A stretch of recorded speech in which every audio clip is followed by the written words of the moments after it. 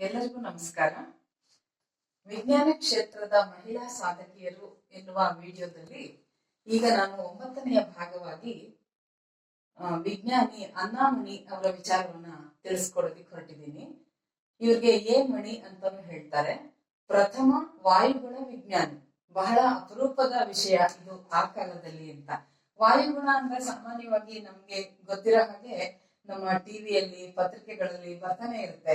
ಮುನ್ನೆಚ್ಚರಿಕೆ ಅಂತ ಹೇಳ್ತಾ ಇರ್ತಾರೆ, ಇನ್ನು 5 ದಿನ ಭಾರಿ ಮಳೆ ಅಥವಾ ಒಂದು ಭಾರಿ ಬಿರುಗಾಳಿ ಈ ರೀತಿ ಚಲಿಸ್ತಾ ಇರುತ್ತೆ. ಆಮೇಲೆ ಭೂಕಂಪ ಯಾವ ಮಟ್ಟದಲ್ಲಿ ಆಗಿದೆ, ಇವೆಲ್ಲ ವಾಯುಗುಣವನ್ನ ತಿಳಿಸುವ ವಿಚಾರಗಳು. ಅದರ ಕುರಿತಾದ ಒಬ್ಬ ವಿಜ್ಞಾನಿ, ಮಹಿಳಾ ವಿಜ್ಞಾನಿಯಾದಂತಹ ಅನ್ನಾಮಣಿಯವರನ್ನ ಕುರಿತು ಈ ದಿನ ನಾವು ಮಾತನಾಡೋಣ. ಅದಕ್ಕೆ ನಾನು ಆಧಾರವಾಗಿ ತೆಗೆದುಕೊಂಡಿರುವಂತಹ ಪುಸ್ತಕ ಅಂದ್ರೆ ವಿಜ್ಞಾನ ಲೋಕದ ಜ್ಞಾನ ಕುಸುಮಗಳು. ಅದರ ರಚನೆ ಕ್ಷಮಾ ವಿ ಭಾನುಪ್ರಕಾಶ್. ಇವರ ವಿಚಾರವಾಗಿ ನಾವು ಇಲ್ಲಿ ತಿಳಿಯೋದೇ ಆದ್ರೆ, ಇವರ ಕಾಲ 1918ರಿಂದ 2001ರವರೆಗೆ ಅವರು ಇರ್ತಾರೆ. ಅವರ ಸ್ಥಳ ಕೇರಳ, ತಿರುವನಂತಪುರದ ಪಿರುಮೆಡು ಅನ್ನುವುದು ಅವರ ಸ್ಥಳ. ಅವ್ರ ತಂದೆ ಇಂಜಿನಿಯರ್ ಆಗಿದ್ರು. ವಿದ್ಯಾವಂತ ಕುಟುಂಬ, ಅಲ್ಲದೆ ಶ್ರೀಮಂತ ಕುಟುಂಬ ಕೂಡ ಆಗಿತ್ತು. ಅವ್ರ ಮನೆಯಲ್ಲಿ ಈಕೆ 8 ಜನ ಮಕ್ಕಳಲ್ಲಿ 7ನೆಯ ಮಗುವಾಗಿದ್ರು. ಅವ್ರ ಮನೆಯಲ್ಲಿ ಇದ್ದಂತಹ ಒಂದು ಆ ಕಾಲದ ವಿಚಾರವಾಗಿ ಅಂದ್ರೆ ಗಂಡು ಮಕ್ಕಳನ್ನೆಲ್ಲ ಹೆಚ್ಚಿನ ವಿದ್ಯಾಭ್ಯಾಸ ಕೊಡಿಸೋದು, ಉದ್ಯೋಗಕ್ಕೆ ಅವರನ್ನ ತಯಾರು ಮಾಡೋದು ನಡೀತಾ ಇತ್ತು. ಆದ್ರೆ ಅವ್ರ ಮನೆಯಲ್ಲಿರುವ ಹೆಣ್ಣು ಮಕ್ಕಳನ್ನ ಮದುವೆಗೆ ತಯಾರಿ ಮಾಡ್ತಾ ಇದ್ರು. ಸಂಸಾರಕ್ಕೆ ಬೇಕಾದಂತಹ ಗುಣಧರ್ಮಗಳನ್ನ ಹೇಳಿಕೊಟ್ಟು ಅವರನ್ನ ಸಿದ್ಧಗೊಳಿಸ್ತಾ ಇದ್ರು. ಆದ್ರೆ ಈ ಬಾಲಕಿ ಅನ್ನಾಮಣಿಯವರಿಗೆ ಅತಿಯಾದ ಓದುವ ಹವ್ಯಾಸ, ಸದಾ ಓದುವುದೇ ಅವ್ರಿಗೆ ಇಷ್ಟ. ಹಾಗಾಗಿ ಅವರ ಮನೆಯಲ್ಲಿದ್ದ ಎಲ್ಲಾ ಪುಸ್ತಕಗಳನ್ನು ಮತ್ತು ಅವರ ಮನೆಯ ಹತ್ತಿರವಿದ್ದ ಲೈಬ್ರರಿಯ ಎಲ್ಲಾ ಮಲಯಾಳಂ ಪುಸ್ತಕಗಳನ್ನು ಅವ್ರು 8ನೇ ವಯಸ್ಸಿಗೆ ಓದಿ ಮುಗಿಸಿದ್ರಂತೆ. ಇದು ಅವರ ಓದುವ ಹವ್ಯಾಸವನ್ನ ಅಚ್ಚರಿಯಾಗಿ ನಮ್ಗೆ ತೋರ್ಪಡಿಸ್ತಾ ಇದೆ. ಅಲ್ಲದೆ 12ನೇ ವಯಸ್ಸಿಗೆನೆ ಆ ಲೈಬ್ರರಿಯ ಎಲ್ಲ ಇಂಗ್ಲಿಷ್ ಪುಸ್ತಕಗಳನ್ನು ಸಹ ಆಕೆ ಓದಿದ್ರಂತೆ. ಈ ಓದುವ ಹವ್ಯಾಸ ಅನ್ನೋದೇನಿತ್ತಲ್ಲ, ಇದು ಅವ್ರನ್ನ ಹೇಗ್ ಬೆಳೆಸ್ತು ಅಂತ ಹೇಳಿದ್ರೆ, ಅವರ ಭೌತಿಕ ಜಗತ್ತು ವಿಸ್ತಾರವಾಯಿತು. ಬೌದ್ಧಿಕವಾದ ವಿಚಾರಗಳು ಅವರ ಪುಸ್ತಕವನ್ನು ಓದುವುದರ ಮೂಲಕ ವಿಶ್ವ ಮಟ್ಟಕ್ಕೆ ಅವರದ್ದು ಎಲ್ಲಾ ವಿಚಾರಗಳನ್ನ, ವೈಜ್ಞಾನಿಕ ವಿಚಾರಗಳನ್ನ ಅರಿಯುವ ಒಂದು ಆಸಕ್ತಿಯನ್ನ ಕೆರಳಿಸ್ತಾ ಇತ್ತು. ಹಾಗಾಗಿ ಬೌದ್ಧಿಕ ಜಗತ್ತು ವಿಸ್ತಾರವಾಯಿತು. ಆದ್ರಿಂದ ಅವರು ಭೌತ ವಿಜ್ಞಾನದಲ್ಲಿ ಆಸಕ್ತಿಯನ್ನ ತಳೆದು ಮುಂದೆ ಓದ್ತಾ ಹೋದ್ರು. ಅವರಿಗೆ ತುಂಬಾ ಆಸೆ ಇದ್ದದ್ದು ನೃತ್ಯಾಭ್ಯಾಸ. ಅದನ್ನೂ ಸಹ ಪಕ್ಕಕ್ಕೆ ಇಟ್ಟು ಓದಿನಲ್ಲಿ ಅವರು ತೊಡಕೊಂಡ್ರು. ಮತ್ತೆ ಅವರ ಹುಟ್ಟುಹಬ್ಬಕ್ಕೆ ಅವರ ಮನೆತನದಲ್ಲಿ ಕೊಡ್ತಾ ಇದ್ದಂತಹ ವಜ್ರದ ಒಡವೆಗಳನ್ನ ಅವ್ರಿಗೊಮ್ಮೆ ತಂದುಕೊಟ್ಟಾಗ ಆ ಒಡವೆಗಳನ್ನ ಅವ್ರು ನಿರಾಕರಿಸಿ ಆ ವಯಸ್ಸಿನಲ್ಲಿ ಆಕೆ ಎನ್ಸೈಕ್ಲೋಪೀಡಿಯಾ ಬ್ರಿಟಾನಿಕಾ ವಿಶ್ವಕೋಶವನ್ನ ತರಿಸ್ಕೊಂಡಿದ್ರಂತೆ. ಅಂದ್ರೆ ತಾವೇ ಕೇಳಿ ತರಿಸ್ಕೊಳ್ಳೋದು ಅನ್ನೋದು ಅವರ ಹವ್ಯಾಸವನ್ನು ತೋರಿಸುತ್ತೆ. ಯಾರೋ ಮನೆಯಲ್ಲಿ ಹಿರಿಯರು ತಂದುಕೊಟ್ಟು ಓದಿಸೋದು ಅನ್ನೋದು ಬೇರೆ. ಇದು ಅವರ ಅತಿಶಯವಾದ ವಿಚಾರಗಳು. ಇದಾದ ನಂತರ ಅವರ ವಿದ್ಯಾಭ್ಯಾಸ ಹೇಗ್ ಮುಂದುವರಿತು ಅಂತ ಹೇಳಿದ್ರೆ, ಮದ್ರಾಸಿನಲ್ಲಿ ಅವರು ಭೌತ ವಿಜ್ಞಾನದಲ್ಲಿ ಮತ್ತು ರಸಾಯನಶಾಸ್ತ್ರದಲ್ಲಿ ಅವರು ಪದವಿಯನ್ನ ಪಡೆದ್ರು 1939ನೇ ಇಸ್ವಿ. ಆದ್ರೆ ಅವರು MSc ಮಾಡ್ಲಿಲ್ಲ. ಈ ಕಾರಣಕ್ಕಾಗಿ ಮುಂದೆ ಅವರು ಎಷ್ಟೋ ಸಂಶೋಧನೆಗಳನ್ನ ಮಾಡಿದ್ರು ಸಹ ಅವ್ರಿಗೆ PhD ಕೊಡೋದಕ್ಕೆ ಸಾಧ್ಯವಾಗಿರ್ಲಿಲ್ಲ. ಹಾಗಾಗಿ ಅವರ ಪದವಿಯನ್ನ ತಗೊಳಕ್ಕಾಗಿಲ್ಲ. ಅದರ ನಂತರ ಅವರು ಬೆಂಗಳೂರಿನಲ್ಲಿರುವ ಭಾರತೀಯ ವಿಜ್ಞಾನ ಸಂಸ್ಥೆ ಇದೆಯಲ್ಲ, ಅಲ್ಲಿ ಅಧ್ಯಯನ ಮಾಡೋದಕ್ಕೆ ಬಯಸಿದಾಗ ಅವರಿಗೆ ಅವರ ಬುದ್ಧಿಮತ್ತೆಯಿಂದನೇ ವಿದ್ಯಾರ್ಥಿ ವೇತನ ದೊರೆಯಿತು. 1940ರಲ್ಲಿ ಅವರಲ್ಲಿ ಬಂದ್ರು. ಸರ್ ಸಿ ವಿ ರಾಮನ್ ಅವರ ಮಾರ್ಗದರ್ಶನದಲ್ಲಿ ಅವರು ತಮ್ಮ ಅಧ್ಯಯನವನ್ನು ಮುಂದುವರಿಸಿದ್ರು. ಇದರ ನಂತರ ಅವರು ಲಂಡನ್ಗೆ ಹೋದ್ರು. ಇಂಪೀರಿಯಲ್ ಕಾಲೇಜ್ನಲ್ಲಿ ಪವನಶಾಸ್ತ್ರ, ನೋಡಿ ಹವಾಮಾನದ ವಿಚಾರವಾಗಿ ಅದರ ವಿಶೇಷವಾದ ಅಧ್ಯಯನವನ್ನ 1945ನೇ ಇಸ್ವಿಯಲ್ಲಿ ಅವರು ಮಾಡಿದ್ರು. ಆನಂತರ ಅವರು ಭಾರತಕ್ಕೆ ಹಿಂದಿರುಗಿದಾಗ ಅವರ ಕಾರ್ಯಕ್ಷೇತ್ರ ಯಾವ್ದಾಗಿತ್ತು ಅಂದ್ರೆ ಪೂನಾದ ಹವಾಮಾನ ಇಲಾಖೆ.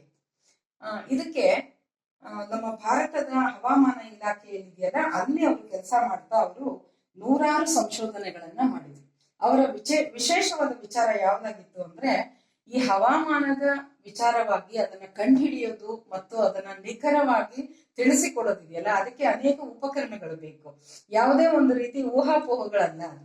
ಆ ನಿರ್ದಿಷ್ಟವಾದ ಉಪಕರಣಗಳು ಯಾವ ರೀತಿ ತಯಾರು ಮಾಡಬೇಕು ಮತ್ತು ಅದು ಹೇಗೆ ಕೆಲಸ ಮಾಡಬೇಕು, ಈ ಎಲ್ಲದರ ವಿಚಾರವಾಗಿ ಅವರು ಅನೇಕ ಸಂಶೋಧನೆಗಳನ್ನ ಬರೆದು 100 ಸಂಶೋಧನೆಗಳನ್ನ, ಯಾವುದ್ರ ಬಗ್ಗೆ ಅಂದ್ರೆ ಉಪಕರಣಗಳ ಬಗ್ಗೆ.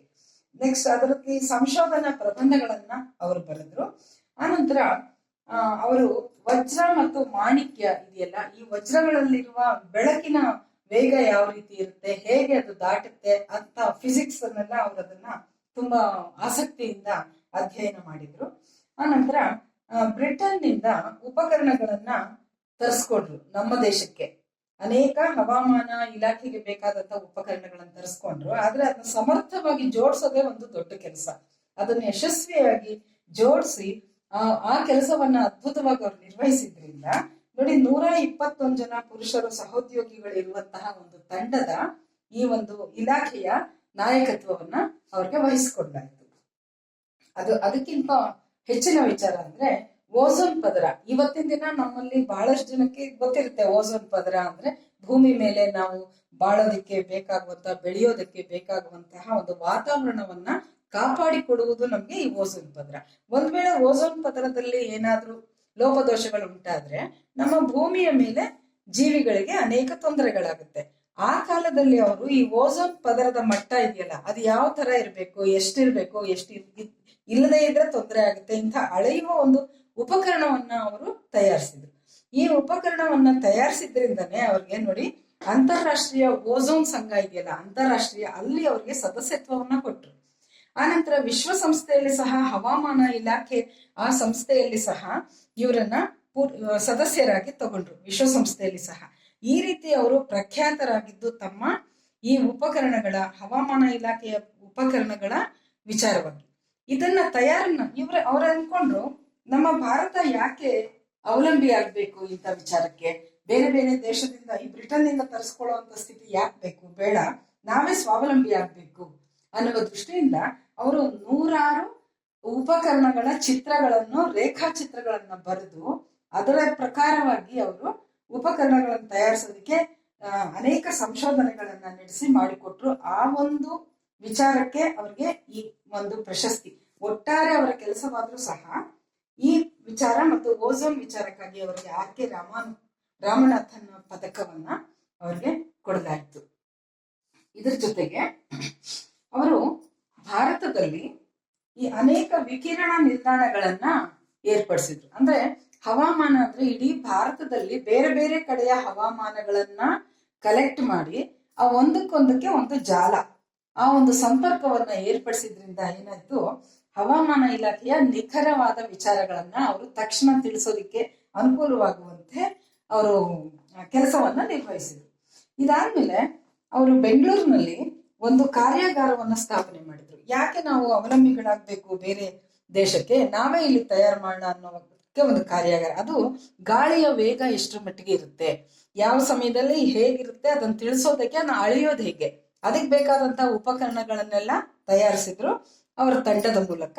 ಮತ್ತು ಸೌರಶಕ್ತಿಯನ್ನು ಅಳೆಯೋದು, ಸೌರಶಕ್ತಿಯ ಒಂದು ಎಷ್ಟು ದೂರದಿಂದ ಅದು ಬಂದ್ರು ನಮ್ಮಲ್ಲಿ ಒಂದೊಂದು ಜಾಗಕ್ಕೆ ಅದು ತಲುಪುವಾಗ ಸೌರಶಕ್ತಿಯ ವ್ಯತ್ಯಾಸ ಆಗ್ತಾ ಇರುತ್ತೆ. ಅದನ್ನ ಅಳೆಯುವ ಒಂದು ಉಪಕರಣಗಳನ್ನ ಮತ್ತೆ ವಿಧಾನಗಳನ್ನ ಅವರು ನಿರ್ವಹಣೆ ಮಾಡಿದ್ರು, ಕಂಡುಹಿಡಿದು ಕೊಟ್ರು. ಈ ಎಲ್ಲ ಪ್ರಕಾಶಮಾನವಾದ ಕೆಲಸಗಳು ಅಂತ ಹೇಳ್ತಾರೆ ಅವ್ರಿಗೆ.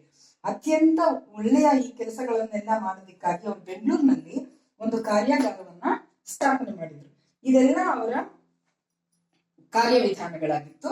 ಇದ್ರ ಜೊತೆಗೆ ತುಂಬಾ ಎಂಬ ರಾಕೆಟ್ ಉಡಾವಣಾ ಸಂಸ್ಥೆಯಲ್ಲಿ ಹವಾಮಾನ ವೀಕ್ಷಣಾಲಯವೊಂದನ್ನ ನಿರ್ವಹಣೆ ಮಾಡುವ, ಅಲ್ಲಿ ಬೇಕಾಗುತ್ತಲ್ಲ ಹವಾಮಾನ ಯಾವ ತರ ಇದೆ ಅಂತ, ಆ ನಿರ್ವಹಣೆ ಮಾಡೋದಿಕ್ಕೆ ಅದೊಂದು ವೀಕ್ಷಣಾಲಯವನ್ನ ಸ್ಥಾಪನೆ ಮಾಡ್ಬೇಕಾಗಿ ಬಂತು. ಅದನ್ನ ಇವರಿಗೆ ವಹಿಸ್ಕೊಟ್ಟಿದ್ರು. ಇವರು ಅದನ್ನ ಯಶಸ್ವಿಯಾಗಿ ಬೇಕಾದ ಉಪಕರಣಗಳನ್ನು ತಯಾರಿಸ್ತಾ ಅಲ್ಲಿ ಒಂದು ವೀಕ್ಷಣಾಲಯವನ್ನ ಸ್ಥಾಪನೆ ಮಾಡಿದ್ರು. ಇದ್ರ ಜೊತೆಗೆ ಅವರು ನಿವೃತ್ತರಾದ್ಮೇಲೆ ರಾಮನ್ ಸಂಶೋಧನಾ ಸಂಸ್ಥೆ ಅನ್ನೋದಕ್ಕೆ ಇವರನ್ನ ಟ್ರಸ್ಟಿಯಾಗಿ ನೇಮಿಸಿದ್ರು. ಅತ್ಯಂತ ಅದ್ಭುತವಾಗಿ ಅವರು ಅಲ್ಲಿ ಕೆಲಸಗಳನ್ನ ನಿರ್ವಹಿಸಿದ್ರು. ನೋಡಿ, ಸಾಮಾನ್ಯವಾಗಿ ಆ ಕಾಲ ಹೇಗಿತ್ತು ಅಂದ್ರೆ, ನಿಮ್ಗೆ ಹೇಳ್ದಾಗೆ ನಾನು, ಹೆಣ್ಣು ಮಕ್ಕಳಿಗೆ ಬರೀ ಮದುವೆಗೆ ಸಂಸಾರಕ್ಕೆ ಅಷ್ಟೇ ತಯಾರಿ ಮಾಡ್ತಾ ಇದ್ದಂತಹ ಮನೆಗಳಲ್ಲಿ ಏನ್ ತಿಳ್ಕೊಂಡಿದ್ರು ಅಂದ್ರೆ, ವಾಯುಗುಣ ಅನ್ನೋ ವಿಚಾರ ಮಹಿಳೆಯರಿಗೆ ಎಷ್ಟು ಮಹಾ ಗೊತ್ತಿರುತ್ತೆ. ಕೇವಲ ಹಪ್ಪಳ ಸಂಡಿಗೆ ಮಾಡೋದಕ್ಕೆ ಯೋಚನೆ ಮಾಡಿ, ಇವತ್ತು ಒಣಗ್ಸೋದಿಕ್ ಬಿಸಿಲು ಬರುತ್ತಾ ಇಲ್ವಾ, ಅಥವಾ ಇದು ಮಳೆಗಾಲ ಅದರಿಂದ ನಾವು ಹಪ್ಪಳ ಸಂಡಿಗೆ ಮಾಡಕ್ ಆಗಲ್ಲ, ಈ ರೀತಿ ಅಷ್ಟೇ ವಿಚಾರ ಮಾಡಕ್ಕೆ ಒಬ್ಬ ಮಹಿಳೆಯ ಶಕ್ತಿ ಇರುತ್ತೆ ಅಂತ ಅಂದ್ಕೊಂಡಿದ್ದ ಮಾತುಗಳನ್ನ ಸುಳ್ಳು ಮಾಡಿ ಇವರು ಈ ರೀತಿ ಯಶಸ್ವಿಯಾಗಿ ಅದ್ಭುತವಾಗಿ ಬೆಳೆದು ತೋರಿಸಿದ್ರು. ಇವರು ಗಾಂಧಿವಾದಿಯಾಗಿದ್ದರಿಂದ ಅವರು ಸಂಪೂರ್ಣ ಖಾದಿ ವಸ್ತ್ರಗಳನ್ನ ಧರಿಸ್ತಾ ಇದ್ರು, ಸರಳವಾದ ಬದುಕಿದ್ರು. ಹಾಗೆ ಅವರ ಪ್ರತಿಭೆಯ ಮೂಲಕ ಮತ್ತು ತಮ್ಮ ಸರಳ ಜೀವನ ವಿಧಾನದ ಮೂಲಕ ನಮ್ಮೆಲ್ಲರಿಗೂ ಮಾದರಿಯಾಗಿರುವವರು. ಈ ಹಳೆಯ ಕಾಲದಲ್ಲಿ ಅಡಗಿ ಹೋಗಬಾರ್ದು ಅಂತ ಇವತ್ತು ನಮ್ಮಂತ ಸಾಮಾನ್ಯ ವಿಜ್ಞಾನ ಆಸಕ್ತಿ ಉಳ್ಳವರಿಗೆ, ಇದು ವಿಜ್ಞಾನದ ವಿಶೇಷ ಜ್ಞಾನ ಇರುವವರಿಗೆ ಅಂತಲ್ಲ, ಸಾಮಾನ್ಯರಿಗೆ ಸಹ ಅರ್ಥವಾಗಲಿ ಅಂತ ಇದನ್ನ ಇಲ್ಲಿ ತಿಳಿಸುವ ಪ್ರಯತ್ನ. ದಯವಿಟ್ಟು ತಾವು ಇದನ್ನ ವಿದ್ಯಾರ್ಥಿಗಳಿಗೆ ತಲುಪಿಸಿ ಅಂತ ಕೇಳ್ಕೊಳ್ತೀನಿ. ನಮಸ್ಕಾರ.